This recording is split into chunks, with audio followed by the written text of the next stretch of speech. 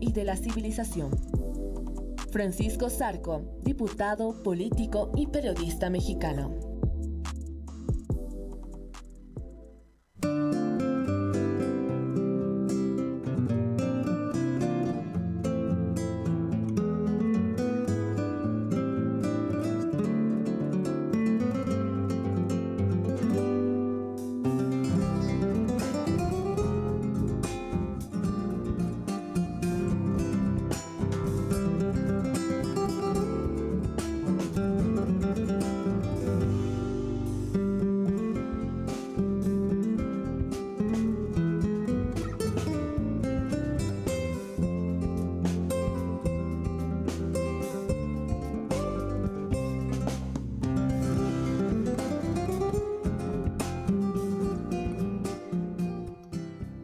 Seguimos, amigos, amigas, con Voz de Libertad, la revista informativa de la Asociación de Periodistas de La Paz, y tenemos una invitada muy especial. Ella es Verónica Arroyo, peruana. Ella es asociada de políticas públicas para América Latina en Access Now. También es vice-chair del Observatorio de la Juventud, un grupo especial de interés de Internet Society.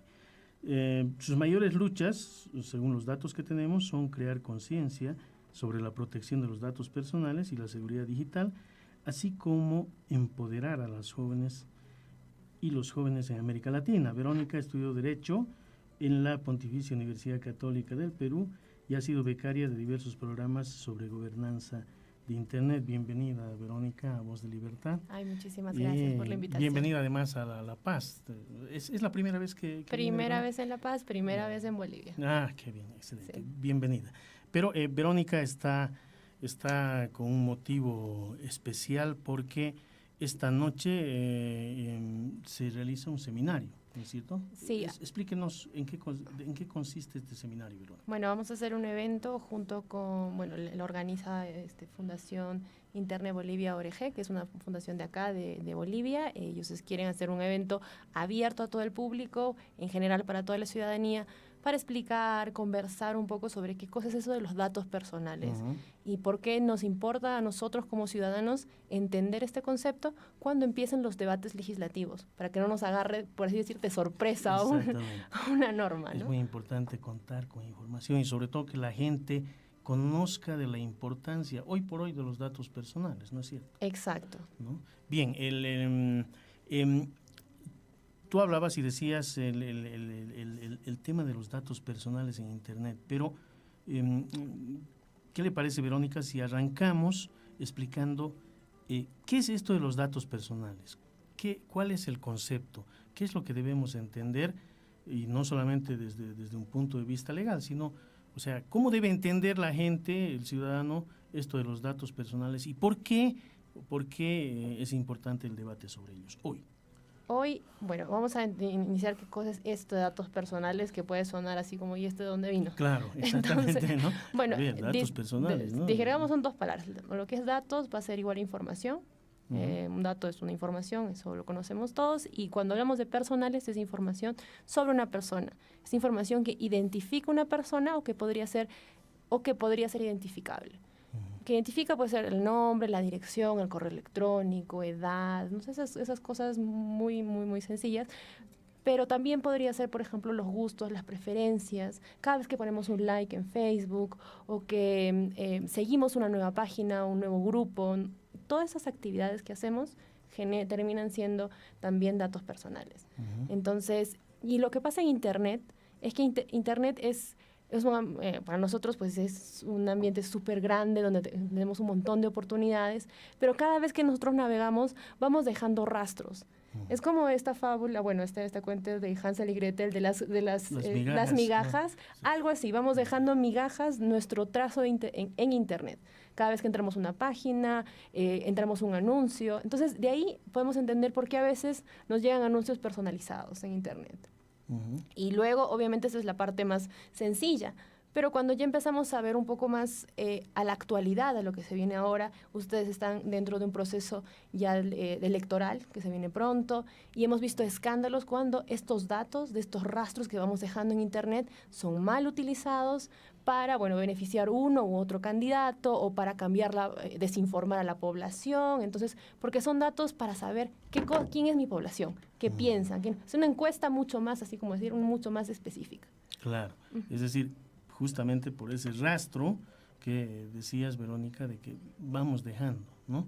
Y al mismo tiempo, o sea, es un rastro que revela nuestras preferencias. Exacto. Y a partir de esas preferencias se puede construir un perfil. De eso hablamos. Sí, un perfil para saber, por ejemplo, que una persona le gusta, bueno, el fútbol y va a comer todos los domingos hasta el lugar, estos son sus amigos, con ellos frecuenta, con ellos no, con quién habla, por qué, o sea, yo puedo saber, o sea, juntando todos estos datos, con el nombre, todo eso, puedo saber quién es y qué le puede gustar y qué cosa le puedo vender, qué cosa le puedo ofrecer, qué me puede comprar.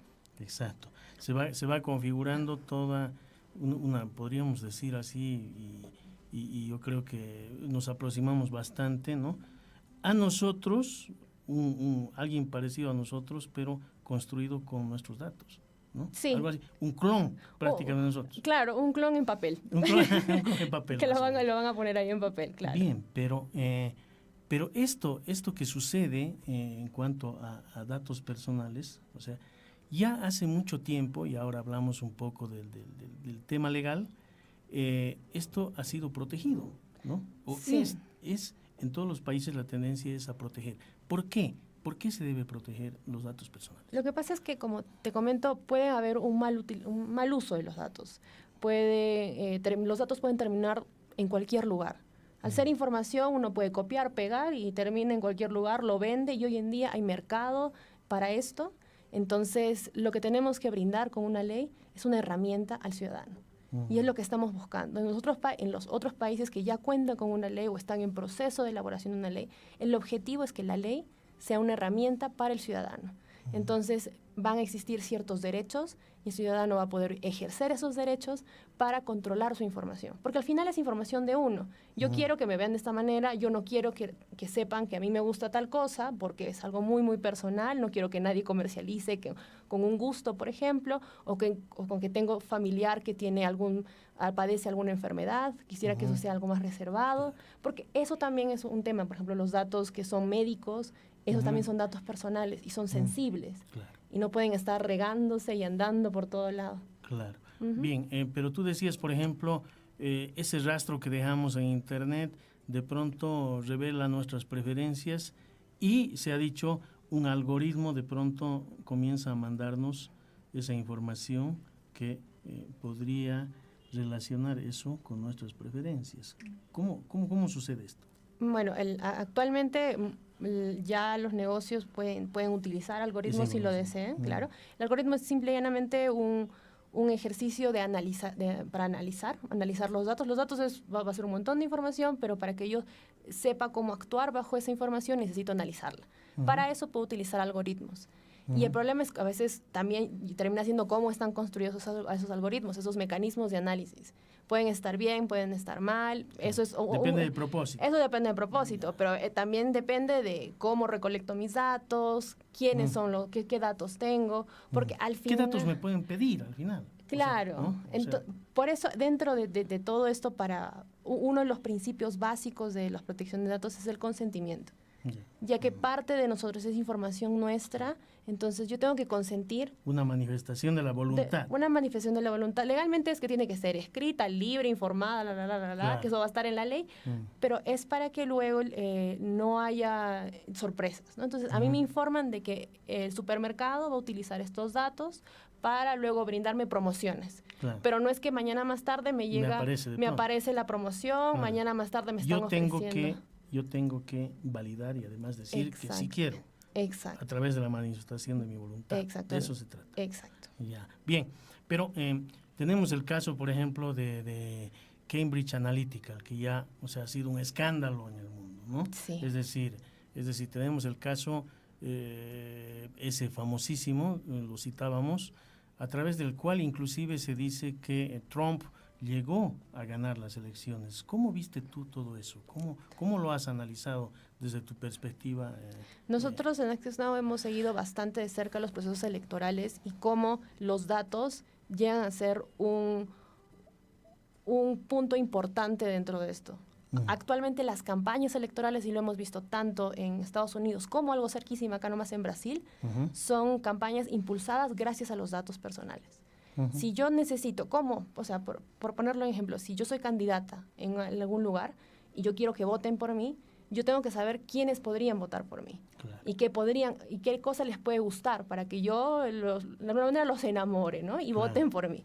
Entonces, para conocerlos uso los datos personales. Sé que le gusta, sé que no le gusta, entonces le puedo mandar propaganda mía específica para tal persona. O sea, si a ti te gusta, no sé, comprar en tal lugar y a precios bajos, yo te voy a decir, no, bajo mi gobierno vamos a comprar a precios bajos. Pero si al otro le gusta otra cosa, yo voy a ir... También le digo eso. Le digo otra cosa. Entonces, distorsiono un poco el discurso para ganar las elecciones. Y eso se vio. Voy acomodando mi discurso a la preferencia que me da esa tendencia. Claro, ¿por qué? Gracias a que tengo datos y que puedo conocer las preferencias. Eso pasó tanto en lo de Trump, porque se filtraron datos de Facebook, eso le permitió saber quiénes eran y qué eran, poner una propaganda específica. Lo mismo pasó en Brasil, pero no utilizaron Facebook, utilizaron WhatsApp. Sí. En la campaña de Bolsonaro. La campaña de Bolsonaro, y ganó Bolsonaro. Y además dicen que con una inversión mínima, ¿no? En campañas, creo que ese es el otro dato nuevo. Pero el punto, Verónica, es que ¿qué pasa, por ejemplo, en el caso hablábamos del caso de Cambridge Analytica y de Trump? O sea, yo cuando entro a Facebook, o sea, les estoy dando datos, les doy datos, pero yo estoy confiando de algún modo en que, bueno, estoy entrando a la red y creo, o por lo menos tengo esa impresión de que esos datos van a estar seguros, ¿no? Pero resulta que después surge un escándalo como este y me dicen, ¿sabes qué? Más o menos esa es la expresión que encierra todo esto, y me dicen, resulta que Facebook ha vendido tus datos. ¿Cómo es esto, Verónica? Eso es lo que nadie se llega a entender. O sea, tenemos que entender primero que Estados Unidos no tiene una ley de protección de datos general. Hay una Privacy Act, que es una ley de privacidad, pero hay que dirimir entre privacidad y datos personales. Es un tema ya de abogados, pero no vamos a entrar en detalle. Pero el tema de que uno puede vender los datos es tan factible como ir mañana y comprar pan en la esquina. Es legal. Es legal mientras no hay ninguna... Mientras no hay nada que lo prohíba. No hay nada que lo prohíba. Yeah. Mientras no hay nada... Y el tema, por ejemplo, por eso pedimos una ley de protección de datos, es que la ley de protección de datos te va a dar límites. Va a decir que si tú quieres vender, pídele el consentimiento a la persona y que la persona sepa que van a vender. O sea, yo te entrego mis datos porque tú lo vas a vender. Claro. Por eso, pero no de sorpresa, con lo que hizo Facebook. Y por eso que nos quedamos como, ¿y por qué Facebook vendió estos datos? ¿Por qué se filtraron estos datos? ¿Por qué hizo todo lo que pasó? Entonces te preguntas ahí, un momento, entonces no es que es tan gratuito estar en la red social, ¿o no? Porque al final el producto era yo, el que se vendía, ¿o no? Eso es una cosa, es un tema que se trabaja muchísimo porque son servicios gratuitos. Claro. Y al final... ¿Gratuitos? Así, algo así. Entre aspas, para quienes nos escuchan, gratuitos entre aspas. Pero yo creo, más allá de los datos personales que capitalizan, o sea, estas empresas como Facebook capitalizan los datos personales, es la atención que les damos. Porque ellos lo que nos muestran son anuncios. Claro. Y ellos ganan mientras nosotros le prestamos más atención a los anuncios. Y obviamente van a saber qué atención nosotros le brindamos a tal anuncio o a cuál anuncio, teniendo nuestros datos personales. La frecuencia, nuestra preferencia. Nuestras preferencias, nuestros gustos y todo eso. Vamos ahí dejándoles nuestro perfil. Y le vamos dejando nuestro perfil. Bueno, pero eso sucede en Estados Unidos, pero en Europa son más restrictivos. Y de hecho, hace poco, o sea, se hablaba de que iban a imponerle multas a Zuckerberg, el dueño de Facebook, justamente por esta suerte de venta de datos personales que él hace, digamos, en Estados Unidos sin ninguna restricción, no está prohibido, pero Europa sí tiene una visión más restrictiva. Sí, Europa tiene ya desde hace muchísimos años, la tradición legislativa los acompaña, y el año pasado entró en vigencia el Reglamento General de Protección de Datos Personales para la Unión Europea. Es un reglamento con muchas novedades, con bastantes cosas que se repiten, pero está ayudando ahora a hacer lo que nos comentas, que ir y poder sancionar a un grande. Ahora nos preguntamos, pero Facebook opera en Estados Unidos, o sea, tiene su central en Estados Unidos, ¿cómo así termina siendo sancionado en Europa? Claro. Es como, y esa es una de las cosas que se conversó muchísimo, y pasa que el reglamento como tal tiene como visión central el usuario.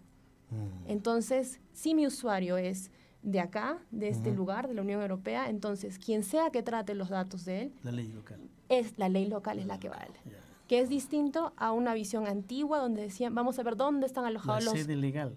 Claro, la sede legal. ¿Dónde están tus bancos de datos están los personales? bancos? Y ahí me dicen, no, pero está en otro país. Hasta allá, bueno, está allá, se allá. aplican las Es leyes. la ley de ¿sí? ella, claro, ahí exacto. Claro, ahora es la lógica del usuario. Del usuario. Ver primero al usuario y a partir del usuario darle la protección. Bueno, eso sucede en Estados Unidos, sucede en Europa. ¿Qué sucede en América Latina? ¿Cómo ha ido evolucionando el tema en América Latina? ¿Cuáles son los países que se han preocupado más? Porque yo entiendo que México, por ejemplo, tiene una institución.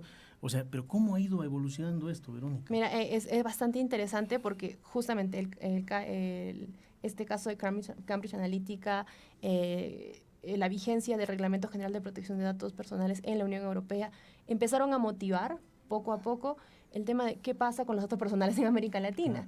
Hay países como Uruguay, Argentina, Chile, Colombia, Perú, podría decir también, tienen leyes de datos personales de hace más de 9, 10 años atrás.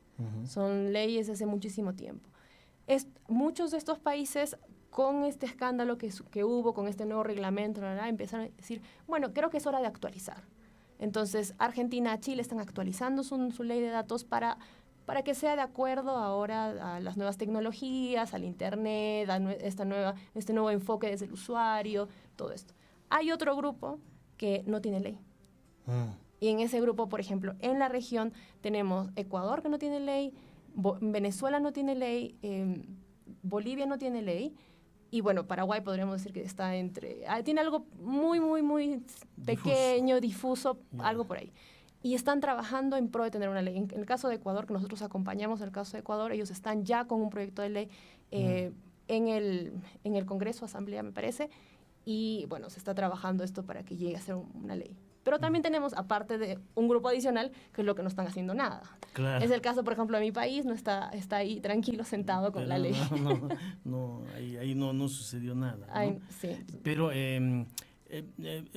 te planteo el tema desde este punto de vista. Por ejemplo, en cuanto a la legislación, digamos, del Sistema Interamericano de Protección de Derechos Humanos, ¿no? Y me refiero concretamente al artículo 13 de libertad de expresión. El artículo de 13 te dice, o sea, tú tienes derecho a buscar, recibir, difundir información, pero no te plantea ese derecho como si fuera absoluto, porque te dice, hay un límite, la intimidad. Exacto. No puedes invadir la intimidad. O sea, ¿hasta qué punto el tema de los datos personales y su manipulación, ¿no?, hace que, o sea, esto invada tu intimidad? Porque eso tiene que ver con la libertad de pensamiento más sagrada, o sea, más íntima, y hasta qué punto puede invadir este tema del uso de datos ese derecho humano y constitucional a la libertad de expresión. Sí, mira, entendamos primero el tema de datos personales, lo comentamos al inicio, es algo bastante amplio, pero dentro de la definición de datos personales hay un pequeño grupo que se llaman datos sensibles. Son datos de preferencia religiosa, por ejemplo, biométricos, lo que son huellas dactilares, la sangre. O sea, yo creo que el tema de datos personales va más allá de Internet, por lo que le comento. Y esas cosas tan pequeñas como preferencias sexuales también, ya son cosas íntimas. O sea, claro. Son hacen a la intimidad. Hacen a la intimidad, exacto. Donde no debería entrar nadie excepto yo. Exacto. Y por lo tanto, obviamente el consentimiento que se pide es mucho más informado, tiene que ser expreso y no podemos tratarlo a la ligera. El tema con libertad de expresión y cómo se relacionan los datos personales y todo esto, lo que estamos hablando con la libertad de expresión, es que también la manera si uno tiene sus datos personales bien resguardados y todo eso, va a poder expresarse tranquilamente. Porque otro sería que te estén vigilando, que estén todo el tiempo detrás tuyo.